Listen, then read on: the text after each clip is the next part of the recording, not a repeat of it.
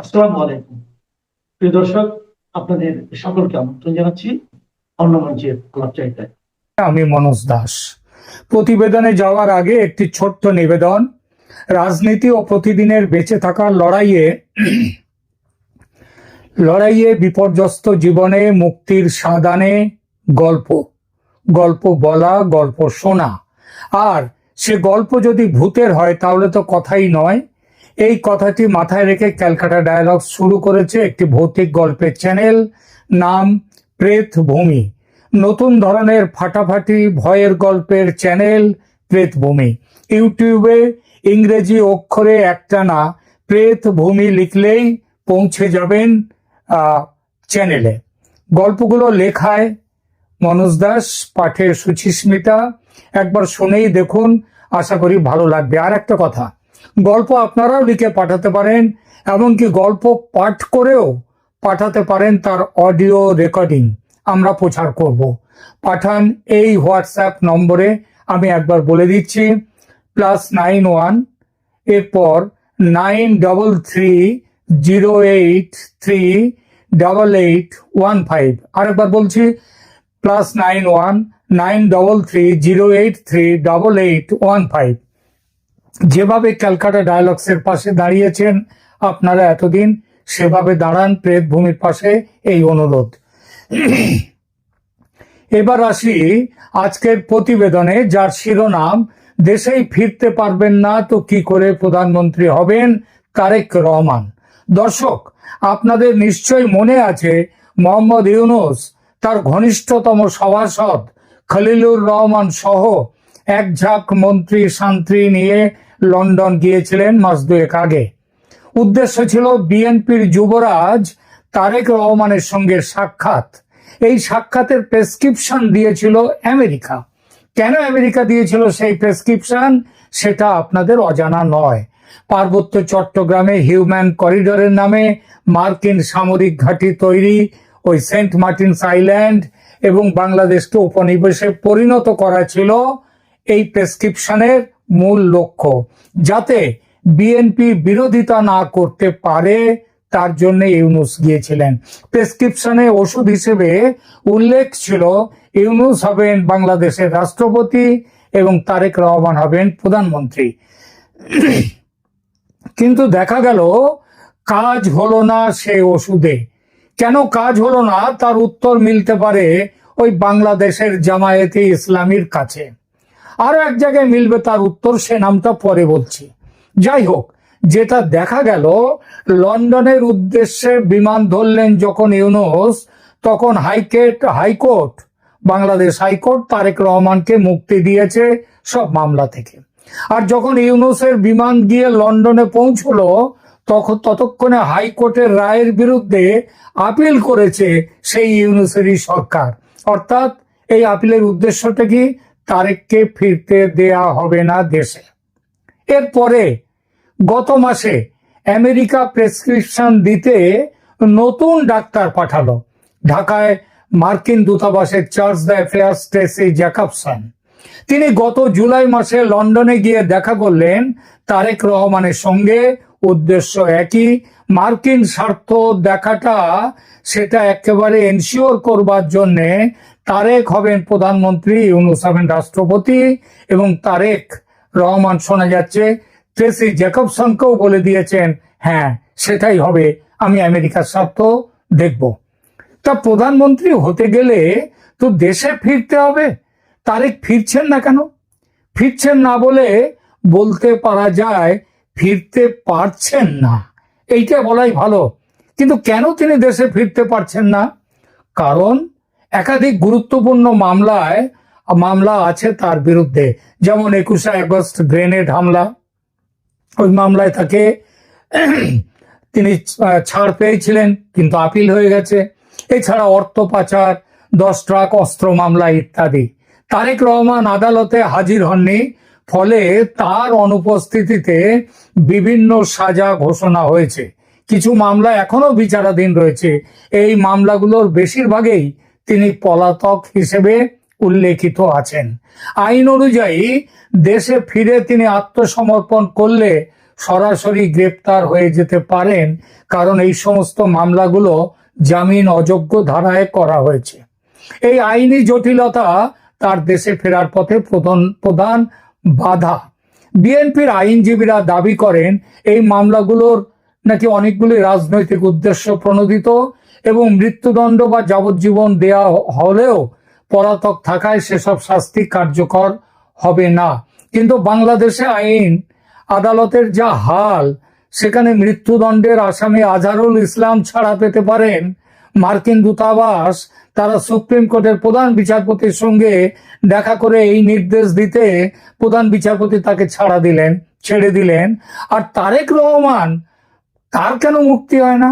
বিশেষত ইউনূস মিয়া প্রধান উপদেষ্টা যখন নিজে তারেকের মুক্তির ব্যাপারে রাজি, তখন কেন তার মুক্তি নেই?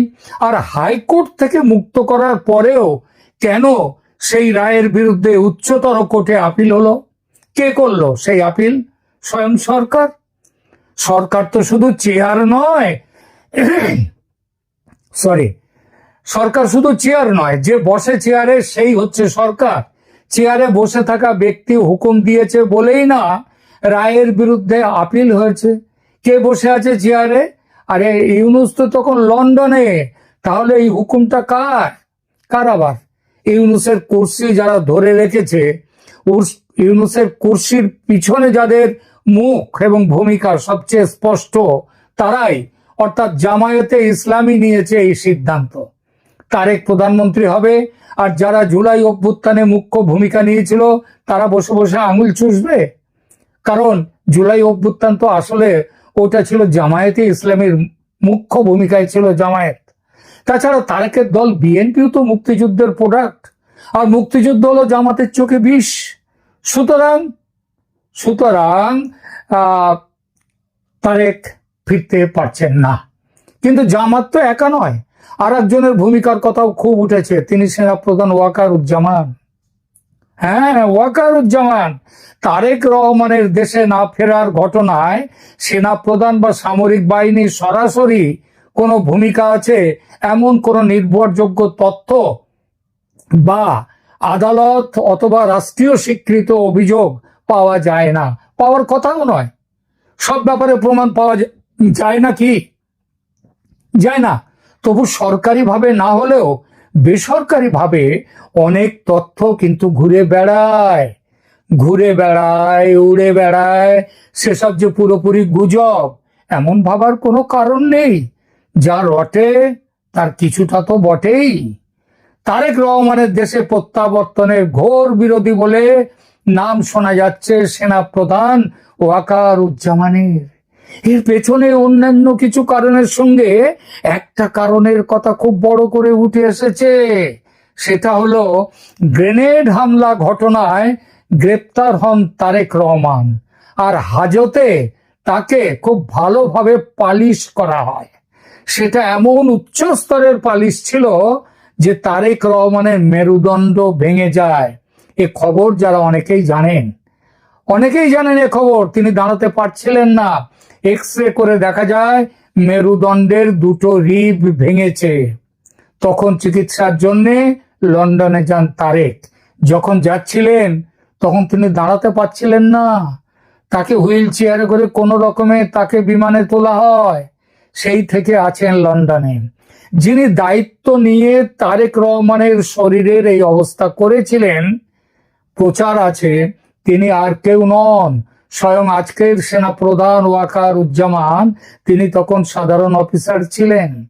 ওয়াকার সাহেবের ভয় তারেক প্রধানমন্ত্রী হলে তার বদলা নেবেই সেই পুরনো ঘটনার। এই ঝুঁকি ওয়াকারুজ্জামান কিভাবে নেবেন? তাই যত রকমের চাপ সৃষ্টি করা যায় এ ব্যাপারে সেটা তিনি করছেন। তারেককে দেশে পা রাখতে দেব না। আর পা না রাখতে পারলে দেশের প্রধানমন্ত্রী কি করে হবেন তারেক রহমান? শোনা যাচ্ছে ট্রেসি জ্যাকবসন, মার্কিন চার্চ অ্যাফেয়ার্স, তিনি দেখা করেছেন, তিনি মোটামুটি ম্যানেজ করে ফেলেছেন জামায়াতে ইসলামীকে মোটামুটি ম্যানেজ করে ফেলেছেন। তারা নাকি আর আপত্তি করবে না। সেই খবর নিয়ে জুলাই মাসে লন্ডনে গিয়েছিলেন ট্রেসি জ্যাকবসন, তারেকের সঙ্গে দেখা করেছেন। নিজের স্বার্থ রক্ষার তাগিদে তার ওপর যে আমেরিকার চাপ ক্রমশ বাড়বে সেটা খুব ভালোভাবেই জানেন ওয়াকারুজ্জামান। আর সেজন্য অ্যান্টিডোট যাকে বলে বা প্রতিষেধক, সেই প্রতিষেধকের ব্যবস্থা তৈরি করার চেষ্টায় আছেন ওয়াকারুজ্জামান কয়েক মাস আগে থেকেই।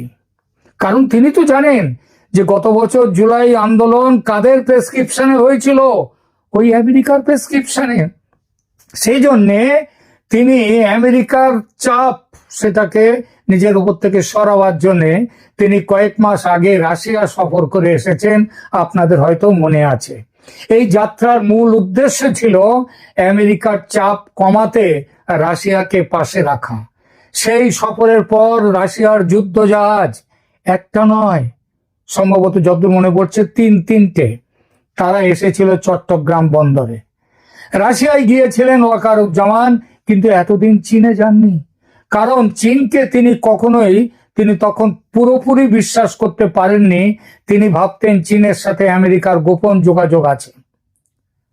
এখন ঠিক একেবারে অতি সম্প্রতি রাশিয়া, ভারত, চীন মিলে স্পষ্ট আমেরিকা বিরোধী অবস্থান নেয়ার পর ওয়াকারুজ্জামান চীনে যাচ্ছেন। আগামী 22 আগস্ট থেকে 25 আগস্ট তিনি চীনে থাকবেন, চীনের সফর হবে। এর 5 দিন পরেই একটা দেখুন, মনে রাখবেন এই সব জিনিসগুলো, ডটগুলো মিলিয়ে দেখুন।